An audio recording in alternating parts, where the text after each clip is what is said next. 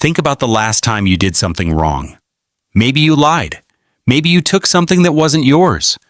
Maybe you let someone down and hoped nobody noticed. Whatever it was, somewhere in the back of your mind, a quiet voice asked the same question it always asks. What happens if I get caught? You have laws, courts, consequences written down in books that go back centuries.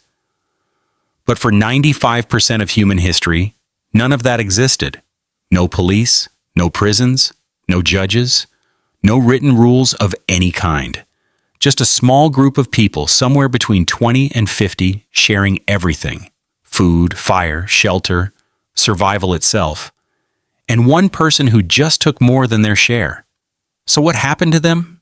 The answer is not what you expect, because prehistoric justice wasn't brutal or primitive or random. It was sophisticated, graduated, and in some ways more effective than anything we've built since. Here's what most people get wrong about ancient humans. We assume that without laws, there was chaos. That the strongest person took what they wanted and everyone else lived in fear. That prehistoric life was, as the philosopher Thomas Hobbes once wrote, solitary, poor, nasty, brutish, and short. But Hobbes had never studied a real hunter-gatherer society, and the ones who have tell a completely different story. Anthropologist Christopher Buem spent 40 years studying human social behavior across hundreds of hunter-gatherer societies. Every culture he examined in Africa, in South America, in the Arctic, in Australia, had rules, different languages, different climates, different foods, different gods, but the same core rules, always. Don't steal food. Don't take another person's partner without consent. Don't attack a member of your own group without cause. Don't hoard resources when others go hungry. Contribute your share. Pull your weight. These weren't moral ideals, they were engineering. In a group of 30 people, surviving on what they could hunt and gather, one person taking more than their share didn't just make others uncomfortable, it could kill them. A single bad winter, a single failed hunt, and the difference between life and death was whether every person in the group was doing what they were supposed to do. Rules weren't imposed from above. They emerged from below, from the simple, repeated experience of, when we cooperate, we survive. When we don't, we die. And breaking those rules, that had consequences, serious ones. They just didn't look anything like what you'd expect. The first punishment wasn't violence, it wasn't exile, it was laughter. Deliberate, public, coordinated mockery. When someone broke a minor rule, shirked their duties, took a slightly larger portion, told a lie that someone caught, the group's first response was to make them look ridiculous. They would imitate the offender in an exaggerated way, do impressions of them, make jokes at their expense loud enough for the whole camp to hear. This sounds almost childish until you understand what it was actually doing. In a 2012 study published in Current Anthropology, Buem documented what he called moral communities, groups where collective social pressure was the primary tool for enforcing behavior. He found that in every group he studied, mockery and shame came first, always, because shame, in a prehistoric context, wasn't just embarrassment. It was a warning signal from the group to the individual. You are starting to become a liability. Correct this now, before things get serious. And it worked, because the prehistoric brain was wired, deeply, evolutionarily wired, to treat social rejection as a physical threat. Neuroscientists at UCLA found that the brain regions activated during social exclusion are the same regions activated by physical pain. Identical.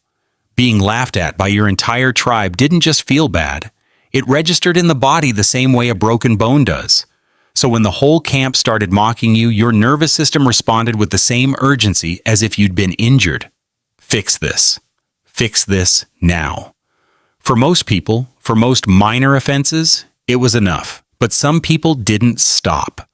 And for them, the group had a second tool, quieter than laughter, and in some ways, far more powerful. Gossip. Not the idle kind, deliberate, targeted, systematic information sharing about who you are and what you did. Anthropologist Robin Dunbar at the University of Oxford has argued that language itself, the thing that makes us human, the thing that separates us from every other animal on Earth, may have evolved primarily for this purpose.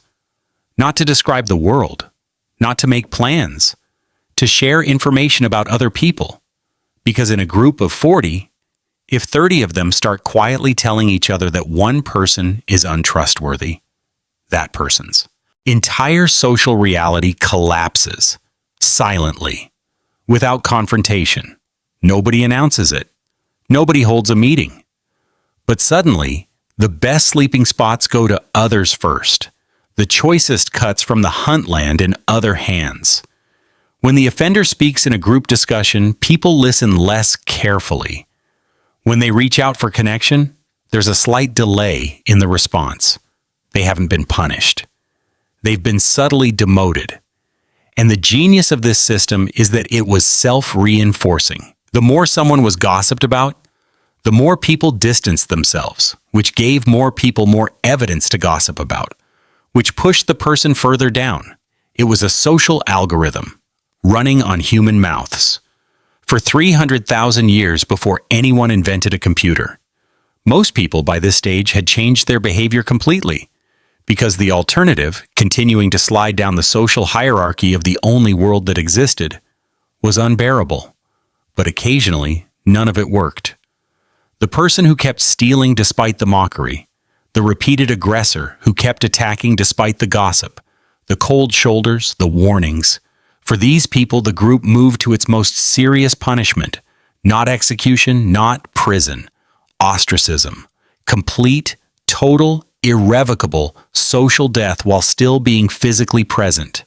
The offender was no longer spoken to, no longer acknowledged, no longer fed, sheltered, or protected.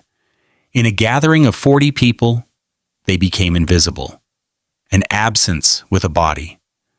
This decision was almost never made by one person, not by the strongest man, not by a chief, not by any individual authority. It was made collectively by consensus, often through long discussion around the fire at night. Anthropologist Kim Sterelny at Australian National University describes this as one of the most remarkable features of hunter-gatherer justice.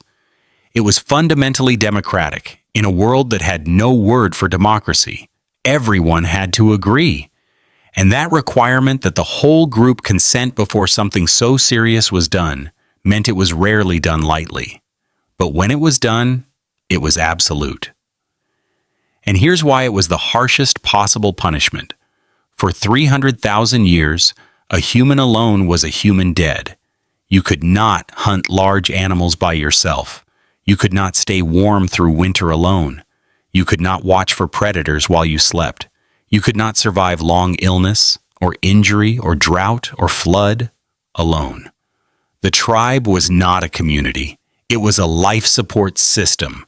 To be removed from it was not humiliation. It was a death sentence with extra steps.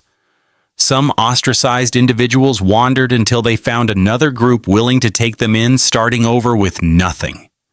No status, no trust, no history. A stranger among people who had every reason to be suspicious of a person, rejected by their own. Others didn't make it that far. What about violence? What about execution? Yes, it happened, but far, far less often than you might imagine, and almost never as a first response.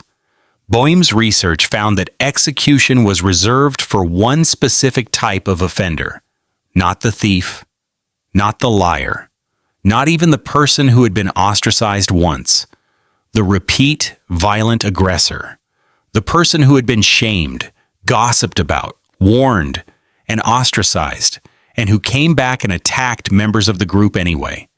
The person the group had concluded was simply unable to exist within a human community. And even then, the decision was collective. And it was usually the offender's own relatives who carried it out a detail that tells you how seriously the group took the requirement that no single person hold the power of life and death. Even family had to participate, so that no one could say the decision belonged to one man's anger. It was not justice by the powerful against the weak. It was justice by the collective against the threat to the collective. And the burden of that decision was shared by everyone, so that everyone lived with it. Here's the part of prehistoric justice that nobody talks about. It had a way back in. Unlike a prison sentence that runs its course regardless of whether someone changes, prehistoric punishment tracked actual behavior. If you had been shamed, demoted, and partially frozen out, and you genuinely changed over time, demonstrably, in ways everyone could see, the group let you back. Not with a ceremony, not with a declaration, just gradually, the way weather changes. The cold shoulders warmed slightly. Someone passed you a portion of food without being asked. An invitation to join the hunt appeared. Nobody announced that you were forgiven. Forgiveness wasn't the point. The point was, are you safe to live with now? And if the answer was yes, the system was designed to welcome you back. Because a tribe that permanently destroyed a member lost a hunter, a gatherer, a set of hands, a mind. Even a difficult member had value. And prehistoric justice at its core was never really about punishment. It was about keeping 40 people alive in a world that wanted them dead. Tonight, when you scroll past something online and feel a flicker of guilt about what someone might think, when you sense the temperature in a room shift after something you said, when you find yourself adjusting your behavior, not because a law demands it, but because you can feel the invisible pressure of other people's judgment. That's not social anxiety. That's not weakness. That's not modern neurosis. That is 300,000 years of the most sophisticated justice system ever built, running in your nervous system, doing exactly what it was designed to do. We replaced it with courts and prisons and law books. But the old system never went away. It just moved online.